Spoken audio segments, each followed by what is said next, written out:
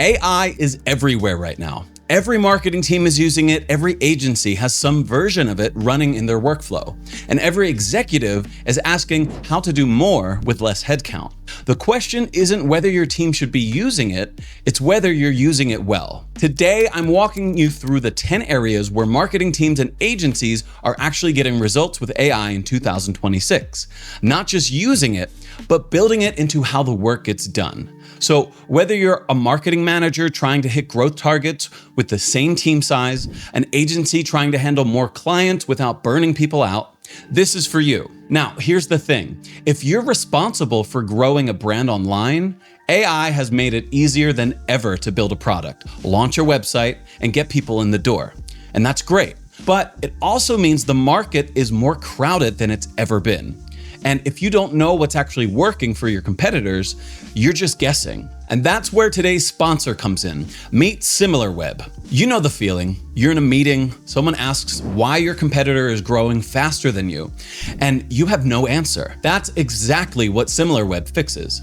You open it, you type in any competitor, and you can see exactly how they're growing online. Let me show you what that means. Now, I'm going to pull up 3 brands, Nike, Adidas, and Lululemon. Let's go to the marketing channels report. This shows you the full breakdown of where the traffic is coming from. Organic search, paid ads, referrals, all 3 brands side to side. So when you're thinking about where to focus your budget, you're not making assumptions. You're looking at what's actually driving traffic in your space.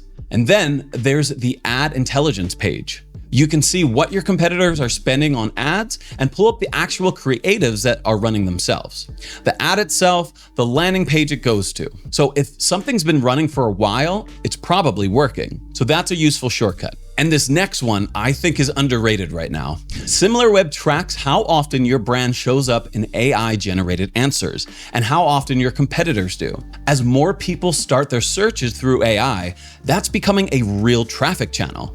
And once you see where you stand versus your competitors, you know exactly where to focus. Best of all, everything I showed you is accessible without having to go through a whole procurement process. You just sign up with a card and you're in. If you're at a point where you need more custom data, enterprise features, that's available too through their team. You can start your 7-day free trial. The link is in the description below. Let's get into the 10 marketing tactics that will dominate 2026. Social media is where we start. And here's the problem most people have. You're creating content from scratch every single time. It's exhausting, it's inconsistent, and it doesn't have to be that way. The move that changes this is content atomization. You take one piece of pillar content, a webinar, a case study, a product launch announcement, and you turn it into a full week of content in about 15 minutes. Here's how. Paste a solid summary of that content into Claude, for example. Ask it to break it down into platform-native formats for every channel that you manage. Not just write 5 LinkedIn posts. You give it the platform, you give it the audience, you give it the character of that channel. And here's what it can generate in seconds. A LinkedIn post with a professional observation and a question at the end. A short, punchy caption for visual asset. A pull quote formatted for the right dimensions. Now, one webinar becomes content for every single platform. Now, here's the part nobody mentions. Once that's done, ask Claude to list the 5 questions your audience is most likely to ask after seeing this content. Those become your comment reply templates, your next content ideas, the foundation of your next email sequence, all from one prompt. Next, let's talk about email marketing. Now, you've probably heard about using AI to generate subject lines, and that's fine, but subject lines are cosmetic. The real problem is how you're building your segments. See, most marketing teams segment by job titles and company size. That's demographic data. It tells you who someone is, but it doesn't tell you what they just did or what they're about to do next.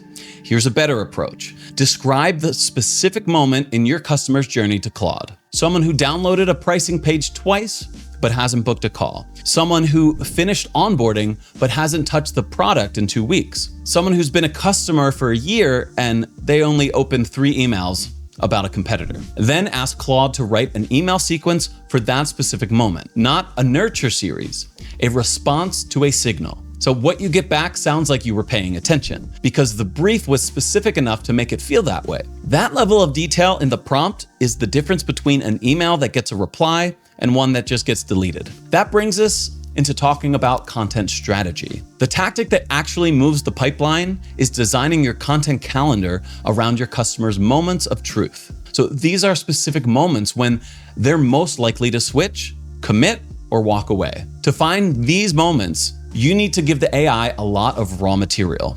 Sales calls notes, support tickets, 1-star reviews, NPS comments. Claude handles this well because the content window is large and it doesn't lose the thread halfway through a long document. So here's the workflow. Collect raw customer inputs, real ones, not made up ones. Paste them into Claude. Ask it to identify the 3 to 5 moments in the customer's journey where someone is most emotionally activated. And then build your content calendar around those moments, not around a weekly publishing schedule. See, content that meets someone at the right moment converts differently than content published because it's a Tuesday and the calendar says blog post. The next area AI is changing everything is ad copy. The advanced tactic here is something called competitor empathy mapping. Almost nobody is doing this well. You find your top 2 or 3 competitors' paid search ads or paid social ads. You can find these manually through an ad intelligence tool. Paste them into Claude. Ask it to identify the emotional trigger in each ad. What fear, aspiration, or frustration is it pulling on? And then ask Claude to write counter-positioning variations. Address the same emotion, but reframe the outcome toward your product. So what you're doing is borrowing your competitor's audience research.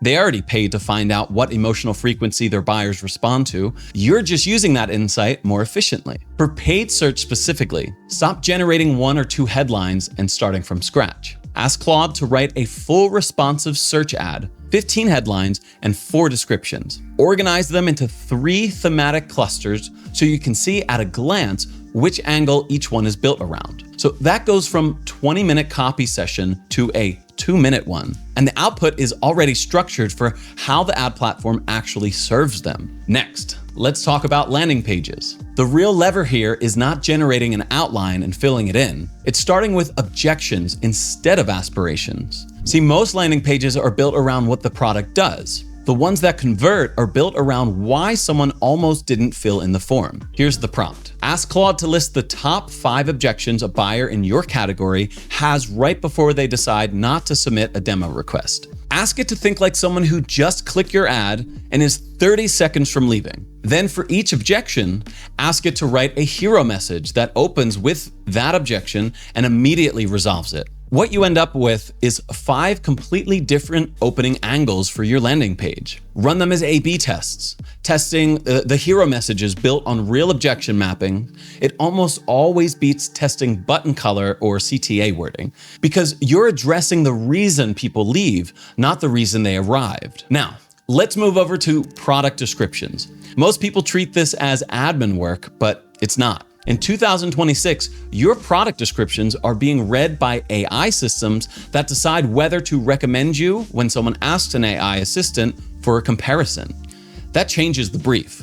The structure that works for both human buyers and AI systems looks like this: a clear comparison section against 2 or 3 alternatives, an FAQ block with at least 5 questions, a plain language summary of what category the product belongs to.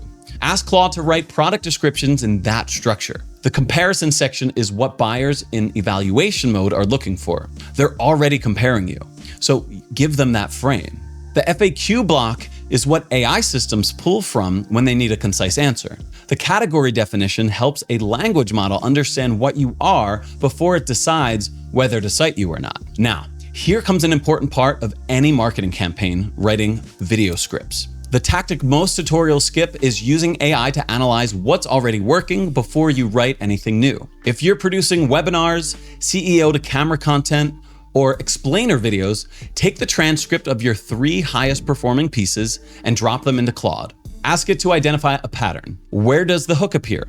How long does the problem framing run before the first example lands? So once you have that pattern, use it as a structure brief for every new script. You're not copying yourself, you're encoding what's already resonating into a repeatable format.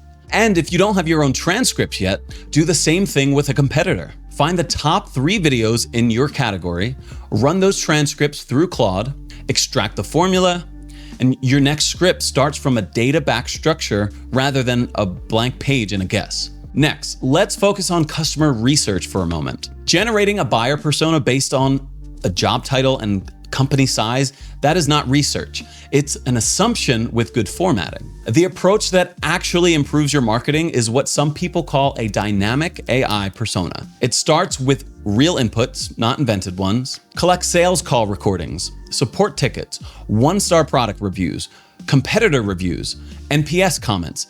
Basically anything where a real customer said something unfiltered. So paste extracts of all of that into Claude because the volume and the variety of input, it handles this better than most tools. Ask it to build a persona based only on what real customers actually said, not what you assume that they feel. Then the critical step. Ask Claude to identify the 3 moments in that customer's journey where they're the most emotionally activated, most uncertain, most likely to switch, most open to a new solution. Those are the campaign trigger points. Every piece of content, every email, every ad gets mapped to one of those moments. That's a different starting point than a static persona document that gets updated once a year. Now, SEO. And here's where I want to bring in a second tool. The biggest shift in search right now isn't keyword rankings, it's getting your brand cited in AI-generated answers, once again. When someone asks an AI assistant a question in your category and it recommends 3 sources, that recommendation is built from a specific pool of pages the AI already trusts. So your job is to find out which pages those are and get your brand on them. So here's the workflow. Open Perplexity, run 10 to 15 of your highest value search queries, watch which sources it cites at the bottom of every answer. So those are the review sites, comparison guides, and community threads your target buyer is being handed when they ask an AI assistant anything relevant to your market. Your PR outreach list writes itself here. So take those target pages, go back to Claude, ask it to draft the outreach pitch for each one, the angle, the why us hook, the specific data point or case study you'd contribute. Alongside that, ask Claude to restructure your key content pages with a clear FAQ section, a category definition in plain language, and at least one specific factual claim that a language model can pull directly. That's what gets you cited rather than just indexed. So one caveat here, Claude and Perplexity don't have live search volume data. Always check keyword demand in a dedicated SEO tool before you build a content plan around it. And this is exactly where SimilarWeb adds another layer. The keyword gap analysis and traffic reports show you which terms your competitors are already owning in organic search. So you're not optimizing for AI citations in isolation. You're building towards a channel mix that shows up in the data. Finally, let's talk about customer support. Generating a list of FAQs is the floor, not the ceiling. The upgrade that actually scales is building what some technical support teams call a content packet. This is a structured reference document. You build it with Claude. It gives your AI support agent the right background information to handle complex queries without escalating them to a human. Feed in your product documentation, your most common escalation triggers, the 10 questions your support team dreads because the answers are very nuanced. Ask Claude to organize that into a reference document structured so an AI agent can find the right answers in under 10 seconds. The second piece is response tone. Ask Claude to rewrite your 10 most common support replies so each one opens by first acknowledging the specific frustration right before it presents the solution. The difference between a response that feels like genuine help and one that feels like a deflection is almost always in that first sentence. Claude is extremely good at that rewrite. It's a 5-minute task, not a half-a-day one. So when your support feels human at scale, retention follows. All right, if this helped you out, make sure you subscribe for more honest breakdowns of AI tools, no hype, just what actually works and what doesn't. I love diving into these topics and finding new creative ways to use these AI tools. Oh, and before you go, if you want some extra help, and a place to connect with others who are actually building this stuff too, join our school community. It's where I share behind the scenes tutorials, I give feedback on your AI setups, and you can hang out with other entrepreneurs going through the same journey. It's honestly where most of the real breakthroughs happen. Drop a comment below. Let me know how you are going to use the tactics I talked about today. Did you find it useful? Even if not, let me know in the comment section below. Thank you guys so much for hanging out with me today. I will see you in the next video where we're going to take this even further and dive deep into AI-powered productivity. Just click the video on my left and you'll see exactly what I'm talking about. See you there.